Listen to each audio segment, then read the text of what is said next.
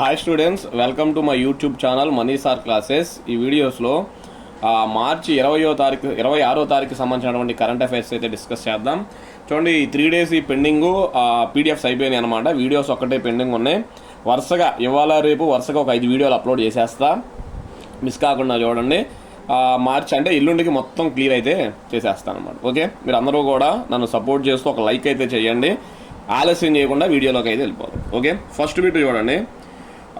ప్రభుత్వం పెరుగుతున్న కాలుష్యాన్ని ఎదుర్కోవడానికి హరిత బడ్జెట్ను ప్రవేశపెట్టింది. హరిత బడ్జెట్ అంటే గ్రీన్ బడ్జెట్ అనమాట. అదోనా ఏ ప్రభుత్వం అంటే ఢిల్లీ అనమాట. మనకి అత్యధికంగా కాలుష్యం అనేది ఎక్కడ ఉంటుంది? ఢిల్లీలోనే కదా. అందుకే ఢిల్లీలో బడ్జెట్ని హరిత బడ్జెట్ అంటే ఈ కాలుష్యాన్ని తగ్గించడానికి ఎక్కువగా డబ్బులు కేటాయించారన్నమాట. ఓకే, ఢిల్లీ ముఖ్యమంత్రి రేఖా గుప్తా 1,03,700 కోట్ల ఆర్థిక కేటాయింపుతో 2026-27 బడ్జెట్ను ప్రవేశపెట్టారు.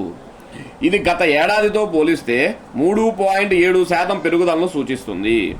భారతదేశ జాతీయ రాజధానిలో పెరుగుతున్న కాలుష్య ఆందోళన నేపథ్యంలో పర్యావరణ పరిరక్షణపై గట్టి దృష్టి సారించిన ఈ బడ్జెట్ గ్రీన్ బడ్జెట్గా నిలుస్తుంది. అదవుతుందా? ఈ పర్యావరణానికి సంబంధించి ఎక్కువ డబ్బులు కేటాయించారు. పర్యావరణ సుస్థిరతకు ప్రాధాన్యం ఇచ్చి హరిత కార్యక్రమాలకు మొత్తం బడ్జెట్లో 21% కేటాయించారు.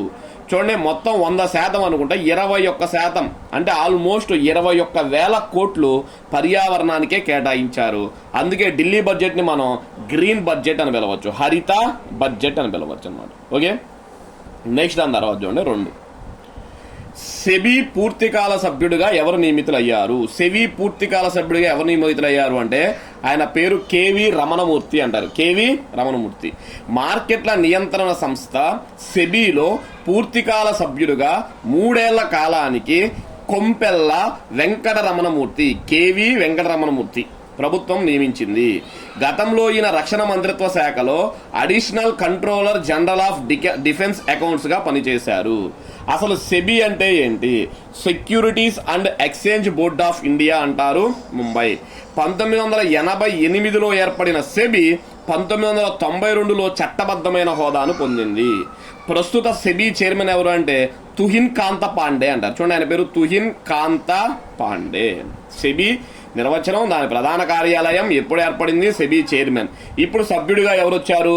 రమణ మూర్తి అనే వ్యక్తి వచ్చాడు అన్నమాట. ఓకే, నెక్స్ట్ దాని తర్వాత చూడండి 3వ బిట్. బ్రిక్స్ సిసిఐ ఉయ్ 2026 సదస్సు ఎక్కడ జరిగింది? బ్రిక్స్ సిసిఐ ఉయ్ 2026 సదస్సు ఎక్కడ జరిగింది అంటే న్యూఢిల్లీలో జరిగింది అనమాట. ఎక్కడ? న్యూఢిల్లీ. బ్రిక్స్ సిసిఐ ఉయ్ అంటే అర్థం ఏంటి? బ్రిక్స్ అంటే మనకు ఆల్రెడీ తెలిసిందే. బ్రిక్స్ అంటే ఏంటి? Brazil, Russia, India, China, south Africa అనమాట. ఇది బ్రిక్స్. మిగతా సిసిఐ ఉయ్ అంటే అబ్రివేషన్ ఏంటి? చూడండి, BRICS chamber of commerce and industry women empowerment అంటారు. డబ్ల్యూఈ అంటే ఏంటిది? Women empowerment. సిసిఐ అంటే chamber of commerce and industry అంటారు. ఈ సదస్సులో భాగంగా జార్ఖండ్లోని గాండే నియోజకవర్గం ఎమ్మెల్యే కల్పనా సొరేనును ఉమెన్ ఎంపవర్మెంట్ ట్రైల్ బ్లేజర్ అవార్డుతో సత్కరించారు. చూడండి, ఈ సదస్సులో ఏమనంట ఈ అవార్డుతో సత్కరించారు. ఎవరేమో అంటే జార్ఖండ్లోని గాండే నియోజకవర్గానికి సంబంధించిన ఒక మహిళా ఎమ్మెల్యే అనమాట. Okay, next 4.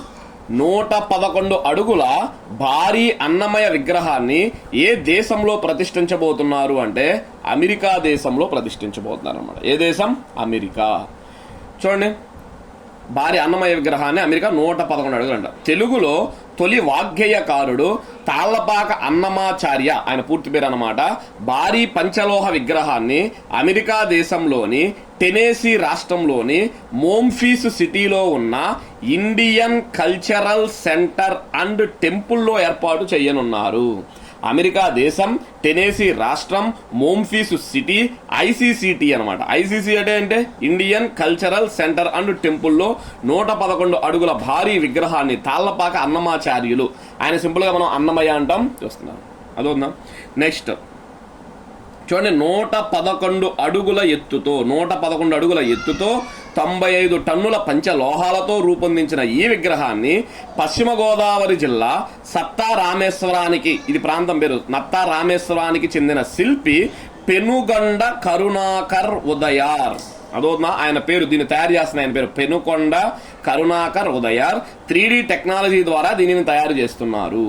2028 మే 9న అన్నమయ్య జయంతి రోజున ఈ విగ్రహాన్ని ఆవిష్కరించనున్నట్టు ఊహించారు. చూడండి, ఇప్పుడు కాదు, నెక్స్ట్ ఇయర్ కాకుండా ఆ పై నెక్స్ట్ ఇయర్ నాటికి 111 అడుగుల భారీ విగ్రహాన్ని అయితే తయారు చేయబోతున్నారు. ఆయన మన తెలుగువాడు, పశ్చిమ గోదావరి జిల్లా నత్తారామేశ్వరానికి చెందిన పెనుగొండ కరుణాకర్ ఉదయార్ అనే ఆయన తయారు చేయబోతున్నారు. ఓకే, నెక్స్ట్ 5వ బిట్. GHADC ఎన్నికల్లో కేవలం ఎవరు పోటీ చేసేలా సవరణ చేశారు? చూడండి, GHADC ఎన్నికల్లో అంటే ఎవరు పోటీ చేసేలా సవరణ చేశారు అంటే ఎస్టీ, షెడ్యూల్డ్ ట్రైబ్స్ అనమాట. ఓకే, చూడండి, GHADC అంటే ఏంటి? గారో హిల్స్ అటానమస్ డిస్ట్రిక్ట్ కౌన్సిల్ అంటారు. గారో హిల్స్ అటానమస్ డిస్ట్రిక్ట్ కౌన్సిల్ అంటారు.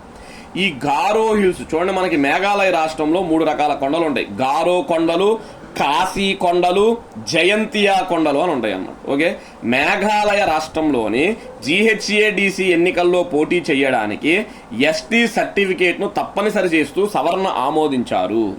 భారత రాజ్యాంగంలోని 6వ షెడ్యూల్లో అస్సోం, త్రిపుర, మేఘాలయ, మిజోరంలోని గిరిజన ప్రాంతాలలో స్వయం ప్రతిపత్తి గల జిల్లా పరిషత్తుల ఏర్పాటుకు వీలు కల్పిస్తుంది. చూడండి, రాజ్యాంగంలోని 5వ షెడ్యూల్, 6వ షెడ్యూల్ రెండూ కూడా ఎస్టీల ప్రాంతాల గురించి చెప్తుంది, గిరిజనుల గురించే చెప్తుంది అనమాట. అయితే పర్టికులర్గా 6వ షెడ్యూల్లో మాత్రం అస్సోం, త్రిపుర, మేఘాలయ, మిజోరం ఈ 4 రాష్ట్రాల గురించే 6వ షెడ్యూల్ అనేది చర్చిస్తుంది. ఇది పాలిటీలో చాలా ఇంపార్టెంట్ బిట్ అనమాట. ఓకే, గుర్తుపెట్టుకోండి, ఎస్టీలు మాత్రమే పోటీ చేసేలా చేశారు. నెక్స్ట్ 6, ప్రధానమంత్రి సూర్యఘర్ యోజన దరఖాస్తులో ఏ రాష్ట్రం అగ్రస్థానంలో నిలిచింది? అదవుతుందా? ప్రధానమంత్రి సూర్యఘర్ యోజన దరఖాస్తులో ఏ రాష్ట్రం అగ్రస్థానంలో నిలిచింది అంటే ఆంధ్రప్రదేశ్ రాష్ట్రం. ఏంటిది? ఆంధ్రప్రదేశ్. ప్రధానమంత్రి సూర్యఘర్ పథకం కింద సౌర విద్యుత్ ఉత్పత్తి యూనిట్ల కోసం ఆంధ్రప్రదేశ్ నుంచి అత్యధిక దరఖాస్తులు వచ్చాయి. చూడండి, ప్రధానమంత్రి మనకి ఇళ్ల మీద ఈ సోలార్లు పెడుతున్నారు కదా, దానికి సంబంధించి ఆంధ్రప్రదేశ్ నుంచి అత్యధిక దరఖాస్తులు వచ్చాయంట. దేశవ్యాప్తంగా 66.48 లక్షల దరఖాస్తులు రాగా వాటిలో 14.72 లక్షలు అనగా సుమారు 22% ఆంధ్రప్రదేశ్ నుంచి వచ్చినవే. ఆంధ్రప్రదేశ్ తర్వాత స్థానాలలో ఉత్తరప్రదేశ్ 2వ స్థానం, మహారాష్ట్ర 3వ స్థానం, గుజరాత్ 4వ స్థానంలో నిలిచాయి. ఆంధ్రప్రదేశ్ రాష్ట్రంలో అత్యధికంగా పల్నాడు జిల్లా నుంచి దరఖాస్తులు వచ్చాయంట. ఎక్కడ? పల్నాడు జిల్లా నుంచి అయితే దరఖాస్తులు వచ్చాయి. నెక్స్ట్ దాని తర్వాత చూడండి 7, వార్తల్లో నిలిచిన స్తుతి ప్రధాన్ ఏ రాష్ట్రానికి చెందిన మహిళ? చూడండి, స్తుతి ప్రధాన్ ఏ రాష్ట్రానికి చెందిన మహిళ అంటే సిక్కిం రాష్ట్రానికి చెందిన మహిళ. సిక్కిం రాష్ట్రానికి చెందిన స్తుతి ప్రధాన్ ప్రతిష్టాత్మక వరల్డ్ యూత్ పార్లమెంట్ 2026, ఇది గుర్తుపెట్టుకోండి, వరల్డ్ యూత్ పార్లమెంట్ 2026లో దేశానికి ప్రాతినిధ్యం వహించడానికి ఎంపిక అయ్యారు. మన దేశం నుంచి ఎవరు ప్రాతినిధ్యం? మనకి స్తుతి ప్రధాన్ అంట. ఈమె గతంలో వికసిత్ భారత్ యూత్ పార్లమెంట్ 2025 విజేతగా కూడా నిలిచారు. అదోనా, ఈమె గతంలో అంట వికసిత్ భారత్ యూత్ పార్లమెంట్ 2025లో విజేతగా నిలిచారంట.